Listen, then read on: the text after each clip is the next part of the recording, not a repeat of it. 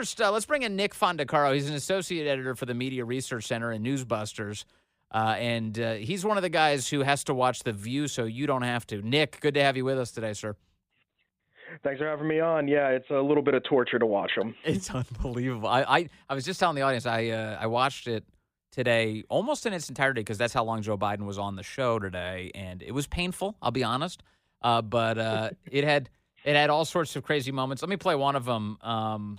Here's Joy Behar talking about how Trump is the worst, and here's Joe Biden agreeing. Now he's blaming rhetoric from you. That you inspired these 2 assassination attempts. After all of the calls for violence. I just love this. I love how Biden is the victim of Trump's assassination attempts. You know, take them out and all the rest of it. You know what it is. Don't you think that that is just unbelievable? And what do you say to that? Well, I think he is the most unusual president. No.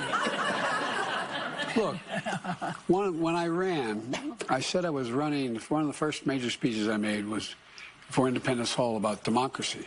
That democracy is at stake. And to restore the soul of this country. Yes. The soul. I ran for 3 reasons. I said I wanted to restore the soul of the country, meaning in a sense of decency and honor. Yep. Secondly, I wanted to make the middle class grow, because when it grows, everybody does well. And thirdly, I wanted to bring the country back together. And I was told we couldn't do any of those things. But we've gotten a lot of them done. And look, Trump is... Careful. There's not a lot of social redeeming value there. No, you think? Yeah, and he's a threat to democracy, Biden says again. So, Nick Fondacaro, they're not backing off on this. You have assassins who are repeating the lines that the White House wrote for Joe Biden, and Biden's sticking with them. Yeah, and it shows that, like, The View has no problem being this negative against him and going this direction almost immediately after the second assassination attempts. I did a study last week looking at The View's coverage of Trump post the second assassination attempt, and it was 100% negative. Every evaluative statement that they made about former President Trump, it was all negative. Kamala Harris got 100% positive. Vance got 100% negative as well. No mention of walls. And this is a show that has been the home of calls for political violence for a long time. I remember Jane Fonda was on the show a year or so ago, and her solution for pro-lifers was to murder them. And the View was just like, oh no, she was joking. Meanwhile, they were also like, hey, everybody, go to the homes of the conservative Supreme Court justices, and Joy Behar was one of the people saying, yeah, they shouldn't be able to feel comfortable leaving their homes. And what did that lead to? An assassination attempt on Justice Kavanaugh and his family. Yes. Yeah, so that's exactly right. Well, I'm glad you have the memory for this, because I remember those as you're saying them now.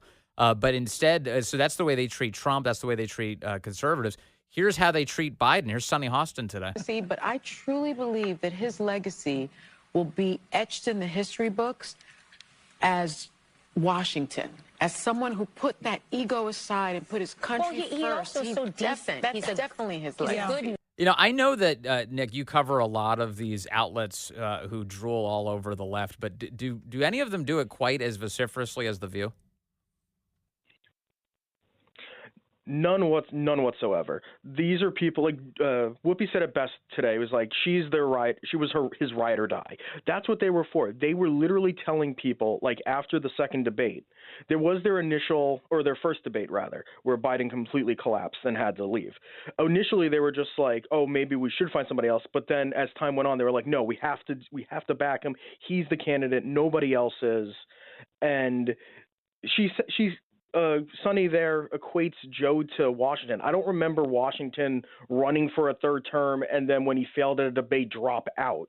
Like, and she's praising that he doesn't have an ego. He was running until he couldn't anymore, until everybody looked and went, oh, this is a problem and we need to make a change now to this. Alyssa Farah did ask Biden today, did he ever think that his hand was forced by Nancy Pelosi?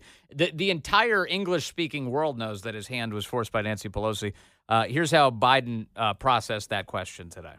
Did you feel that your hand was forced, and what is your relationship with Speaker Pelosi now? Our relationship is fine. Look, I never fully believed the assertions that somehow there was this overwhelming reluctance of my running again. I didn't sense that. And although the polling, as I said, Biden's polling was different, the fact of the matter is my polling was about, we're always within range of beating this guy. Yeah. And, what I did was, I think there were, it makes sense. There were some folks who would like to see me step aside so they have a chance to move on. I get that. That's just human nature. But that wasn't the reason that I stepped down. I stepped down because I started thinking about it. You know, it's hard to think of, I know you're only 30, but it's hard to think of, it's hard for me to even say how old I am. No, I'm serious. I don't know if Why is that? I give my word. It's like, holy God, that can't be right. that just can't be right. I'm your age, by the way. The number gives me vertigo. No. Yes, it does. I am. I'm your age. No woman close to me is as old as I am. None. I'm telling you, sir. Right now they are. And Mr.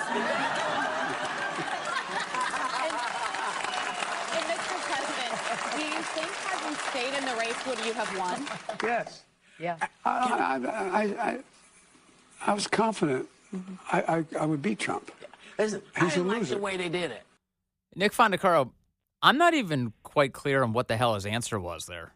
You know, was your hand forced? He wandered a lot, and then he said, "I'm really old." Is he saying what the rest of us have been saying, that he shouldn't do this job? He's non-compos mentis. Yeah, it seems like he wanted to say, like, at least voice some sort of opposition of, like, yeah, I was forced out, and sort of caught himself. He's like, I'm going to make up for it with a joke about my age.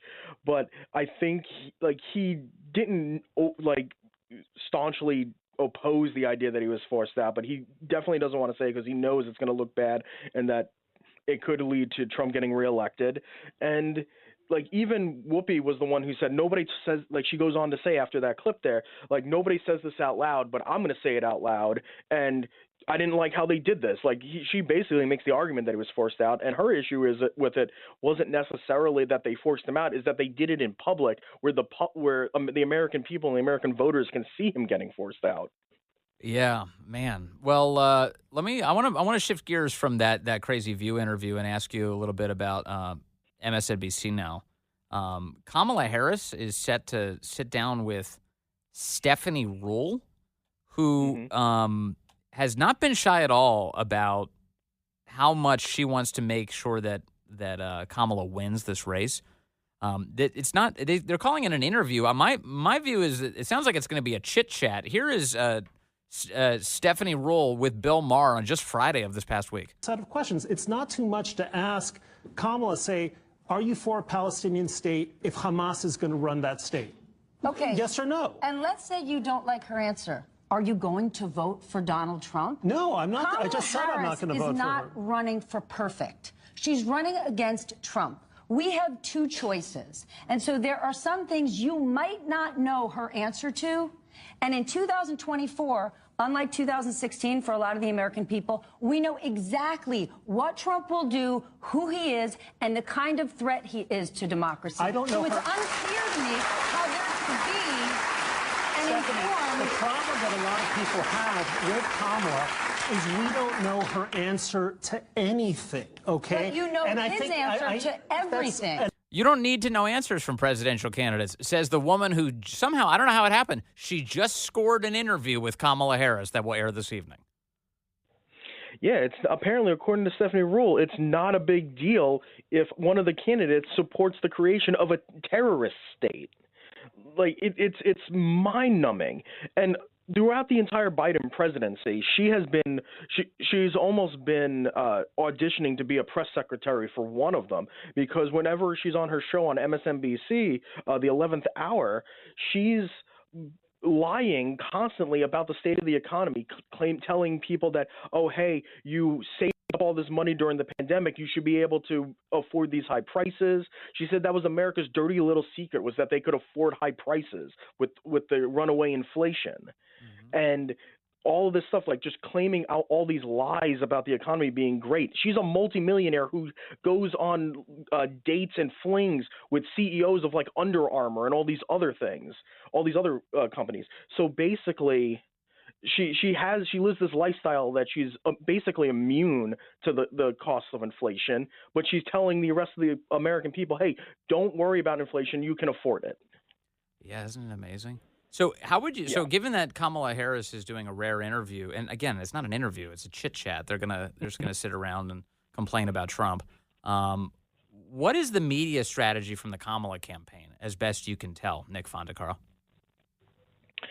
To avoid it as much as possible, find the areas where you know you're going to get friendly press and friendly media, and then do those, but even be sparing about those. That's why she chose Stephanie Ruhle, why she was at CNN with Dana Bash, who has, as we've noted at Newsbusters, has a very lovey-dovey relationship with the Democratic Party, being very friendly to them. So keep it limited, keep it short, find those few places that are going to give you overwhelmingly positive, and just do those. But why is it that they're not even doing more interviews with compliant media? There's a lot of those out there. There's a lot of reporters who would be willing to slobber all over her and do the interview in the style that they want. Why aren't they doing more of those? Possibly because like some of them will just beclown themselves with the way they will carry on for her. Yeah. Basically like we saw with The View. Yeah. Well, there was a lot of beclowning today. That's true. Nick Fondacaro, thank you as always, sir. Good to talk to you.